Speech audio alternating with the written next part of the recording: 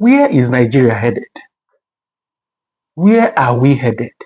65 years after independence, and we have nothing to show for it as a nation. There is nothing to show that we've gotten independence. Our leaders are still cutting away money, buying houses in Europe. Our leaders are still there, still filling up the bank accounts, Swiss accounts, and doing offshore accounts. Our leaders are still doing things that are unimaginable. 65 years after independence, when are we going to rise? There is everything that points to defines a nation is lacking in us, and we are busy taking frivolities here and there. Where are we headed as a nation? 65 years after independence. If you are a reader of books and you've read Lee Kuan Yew's From Third World to First World, you will literally be so ashamed of your country. Because this man, Lee Kuan Yew, as a senator or a minister in Malaysia, was there in Nigeria for our independence.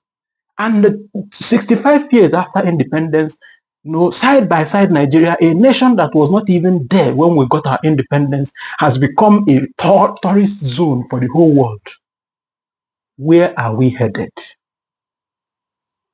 Welcome to the Diary of a Broken Man, where we dissect political, economic, and social issues concerning our country, Nigeria, and Africa as a whole. Today, we talk about our independence and the legacy it leaves. On the 1st of October 1960, we got our independence. And it's no news. Nigeria broke free from British colonial rule, stepping into sovereignty with immense promise. Its founding vision, unity, prosperity, and a beacon of Africa, Africa's self-determination. Everybody was literally happy with us. The world came to celebrate with us. The joy resonated around the world. People knew this was a big nation to come out. But what happened? Early leaders like Nnamdi Azikiwe, Obafemi Awolowo, Ahmadu Bello championed federalism, education, and industrialization. Yet, decades later, the question lingers. Why has progress lagged? Why are we still even worse than we are in 1960? Why? Remember to subscribe, to like, to share, and to comment. Join me on this journey as we discuss the political terrain of Nigeria since 1960. What are the key challenges hindering development? Political instability and the governance failures. Military coups from 1966 to 1999 derailed democracy, entrenched deep-seated corruption, and prioritized power over nation building. Ever since then, it has been power upon power. The North will have power, the East will have power, and other nations are busy building their nation. We are still doing water system in 2025. What is the problem with Nigeria? What is the problem? What is the problem? Civilian leaders often replicated colonial-era structure, fostering patronage system and weak institutions. Remember Darren Achimoglu and James Robinson's Why Nations Fail, that they demarcated between extractive and extractive institutions that mine this kind of institution we have in Nigeria, and the institutions that empower development. These two institutions. Resource costs and economic mismanagement. This is another problem we had.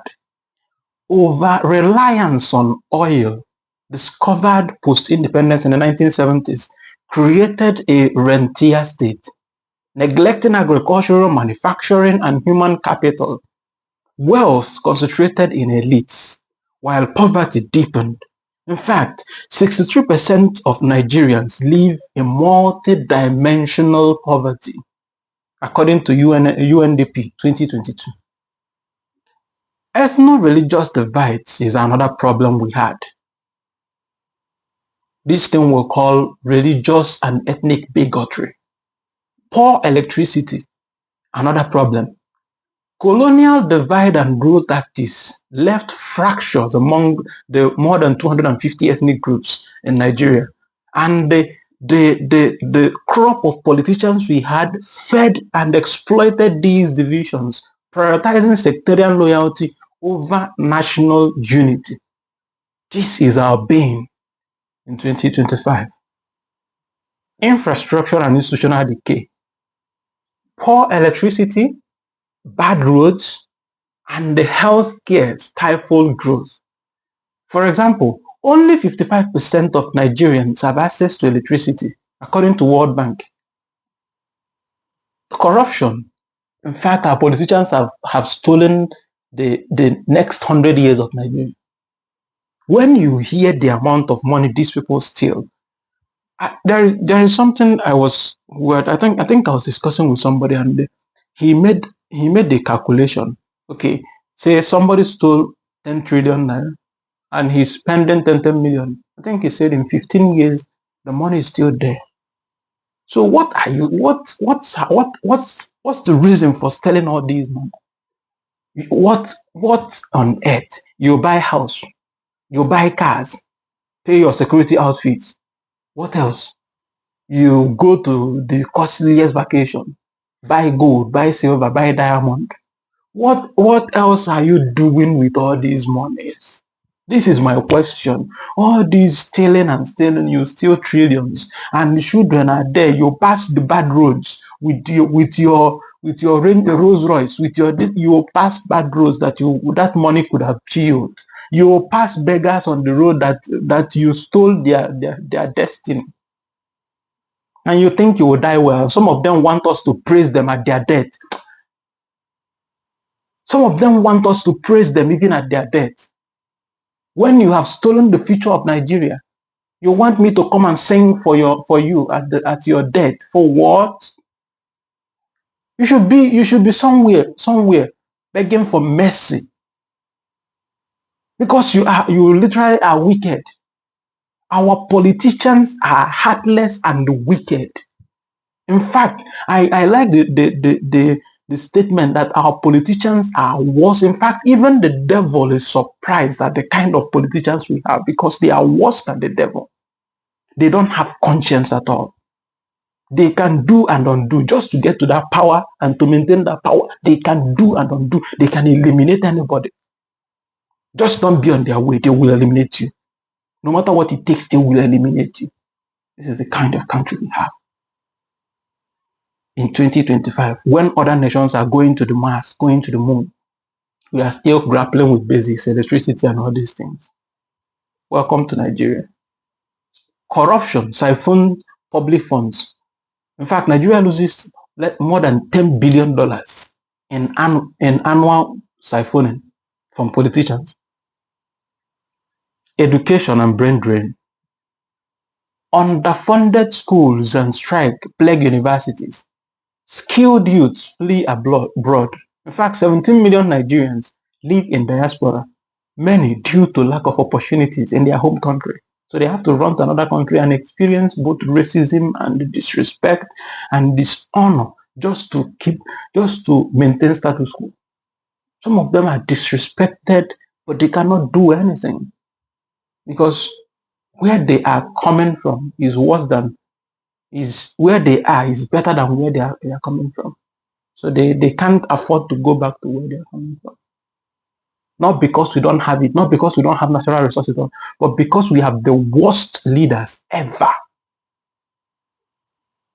External pressure, debt burden from IMF, from World Bank loans, and unfair global trade dynamics perpetuate our dependency. What is the path forward? Nigeria's potentials remain vast.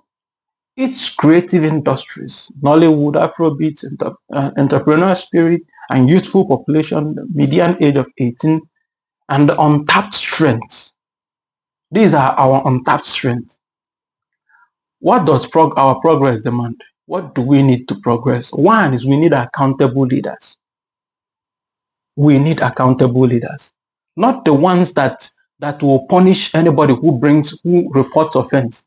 Because what we're seeing now with Senator Natasha is that a woman who spoke out of being sexually harassed is now being suspended. For Christ's sake, what kind of nation is this? So accountable leaders, transparent governance and anti-corruption reforms, and investment in grassroots development. Another one is economic diversification. We've been saying this. We have depended on oil for God knows what. What nation survives on one stream of income? What kind of nation is that? Because they steal the money even before the oil is out. They have negotiated for the money, stolen the money before the oil is out, use it as a bargain.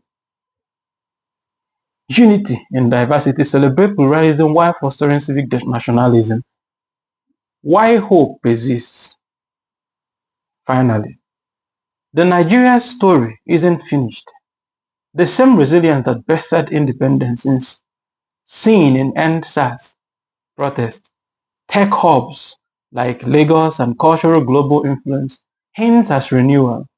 As Chinua Achebe wrote, Nigeria is what it is because its leaders are not what they should be. The future hinges on rewriting the narrative. Nigeria can be great, and if it is going to be great, we are going to make it great. Let me know in the comment section what else you think we can do as a nation to get ourselves back on track, to get ourselves like other nations. I don't think any other nation has the kind of blessing we have, both human and natural resources. So tell us in the comment section what you think we can do as a nation to get back to where we should be. Stop being a laughingstock to nations and stop being at the mercy of the West. Tell us what you think we can do. Remember to subscribe, to like, to share, and to comment. And I will see you on the next one. Cheers.